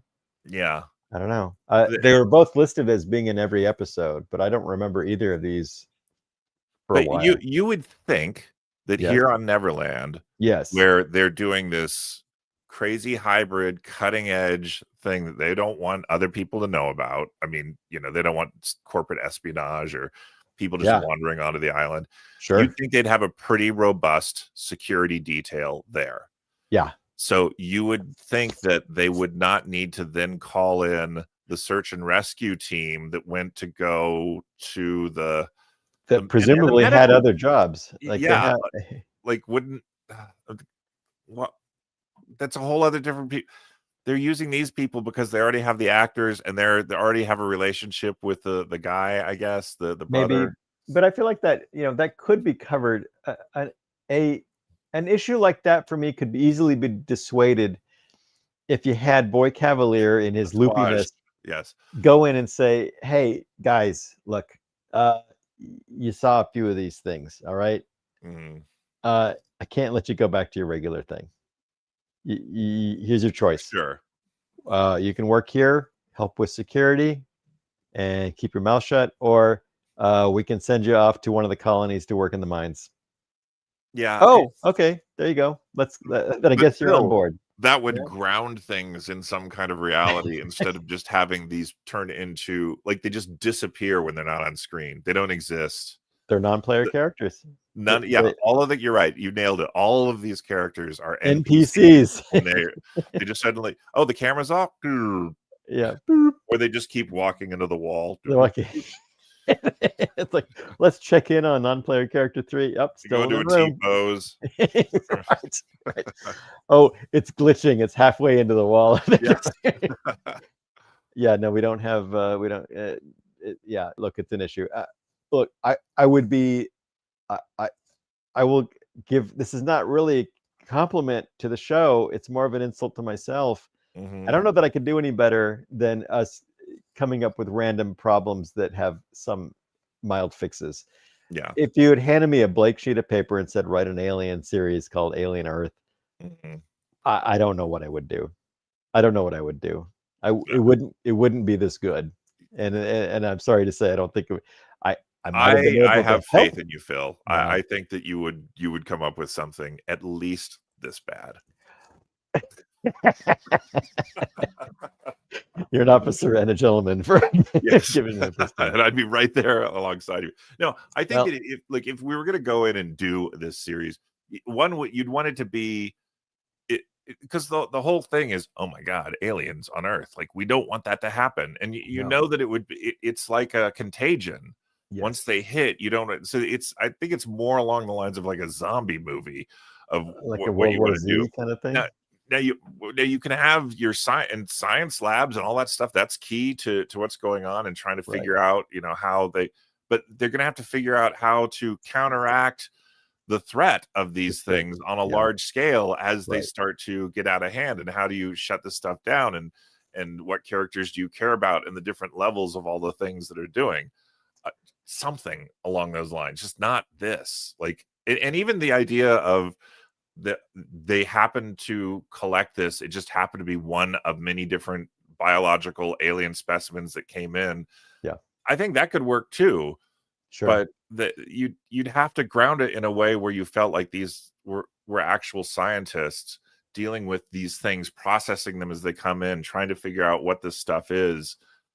We know, oh my gosh, no, that's the egg. Don't get near the egg, Right.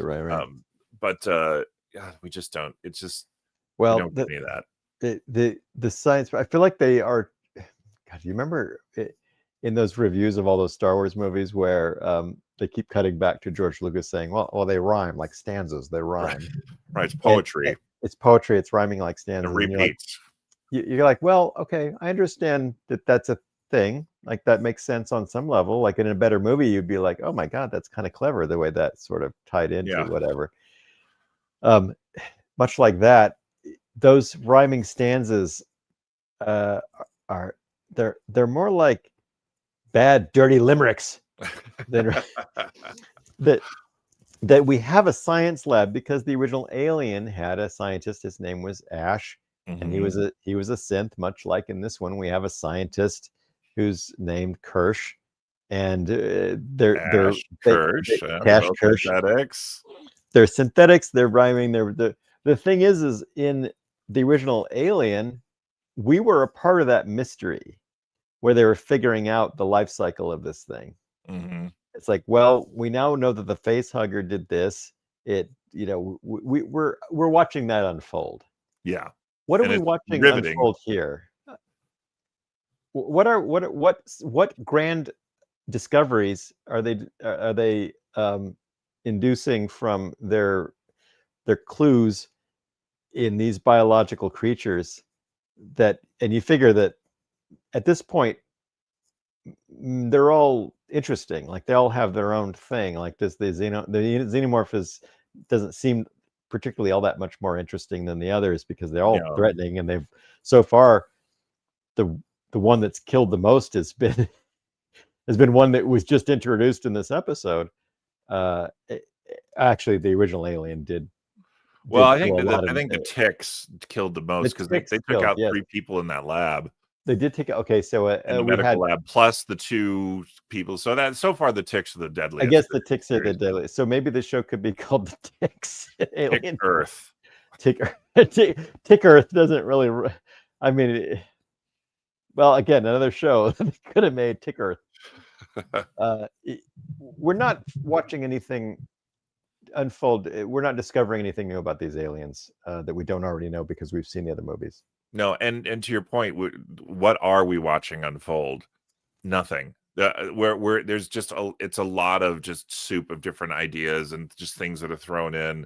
Yeah. The promise of the hybrid technology, theoretically, that should be something we should be watching unfold.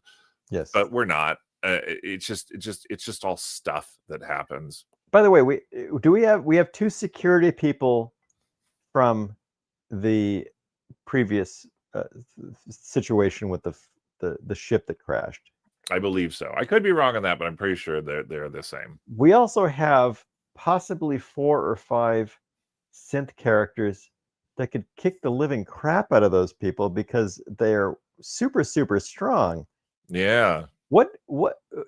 That's another angle we're never going to see that play out. The security people may have the knowledge and understanding of military strategy and how to flank and how to enter a thing and secure a room, but they're essentially weak compared to our synth kids who could throw them out a window and kill them very easily. But we don't have any. We keep losing these things that they set up and then drop, which is the synth characters have super hero kind of strength and fat and quickness and all this other stuff, but we never see them play with that or use it or experiment with it. Toodles ripped open that door. You brought that up in the lab, but it's just like okay, occasionally we just see it when we need it for something, but it doesn't fit into the characters. They're not developing it in any way. There's nothing. Did he though? Did he? I'm making it. This is my grand point. Did he actually do that because of his strength that he couldn't control? That would have been a story point that they could have made more apparent, that like he goes to do something and he forgets that he's super strong and he breaks something. He's like, oh, okay. I half wonder if it was Kirsch that set him up somehow by leaving a hinge off something. Oh, so that maybe. But we don't know. We don't know. I mean, then I think, well, are we supposed to believe that just broke on accident, and so now he has to go in and feed it through the? Yeah, you're right. I assumed it was because he was strong and it got stuck and he pulled, but I don't know. You're right. It could just as easily be a Kirsch or was it just, hey, I was just staying at a hotel and the shower door was banged up, so like maybe it was just a problem door. Yeah, yeah. Yeah, it's called the Motel 6, and yeah, you should never stay there. I don't care how cheap you can find it. No, yeah, it's. I got stuck on that, but then the show plows past that pretty quickly, so now you're onto something new. Well, and we've got and one of the things we were on to is then when they kill Dr. Beta, and Arthur.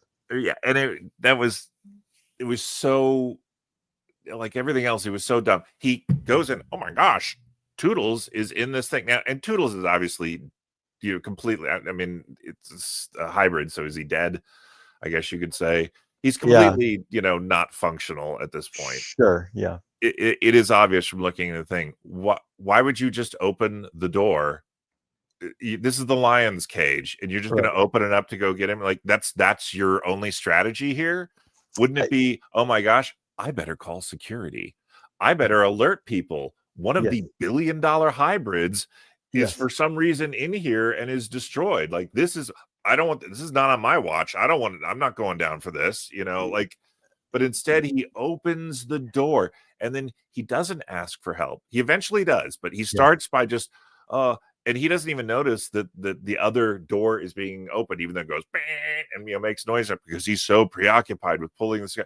Why would you have been asking for help right away? How about, okay, I'm going to open the door.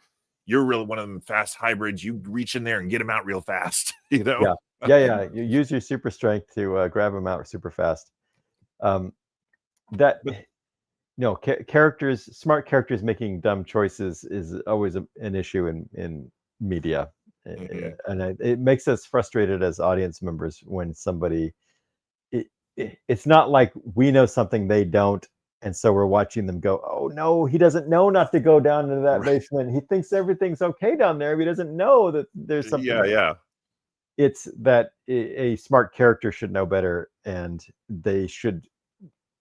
But they've set up that this lab is so loosey-goosey that they can send a 12-year-old mind in to feed the aliens. Yeah, feed and water the aliens. A kid who theoretically doesn't know his own strength can go in and just like, hey, feed and water the deadly alien pathogens that could kill us all in a horrible, horrible way. And then initiate alone. And just initiate the next experiment, whatever that is. Just, you go do that all by yourself in the dark lab. Look at the list. It's going to be on there. It says next. And I think it's to do something dumb or just stare at the goat eye or the sheep with the wonky eyes. Yeah, it's no good, Phil. It's no good. I'm not happy with it. All right. Well, we have 2 more episodes until we can end this travesty and we can move on to Flash Gordon. I hope. I'm going to throw that out there because I want us to sit down and break down a movie that I actually kind of like, because even with its weird flaws, I want something endearing about it. Well, yes, I want my joy to overshadow any of the strange things about it. So on that note, well, Phil, thank you very much. Absolutely, and thank you to any or all viewers that maybe not watching live, but will be watching eventually when they come to their senses. Yes, and to those viewers, I recommend that they stay savvy. Stay savvy. All right. All right, take care, everybody. Thanks a lot. And Phil, thank you very much. Brian? Do you have social media that you'd like people to go visit? Do you have like a channel of something that you'd like them to see? Oh yeah, I'm afraid he's frozen. No, I don't. I don't, but maybe I will by next week. Maybe by next week. All right. And until then, friend, I'll see you later. Bye-bye.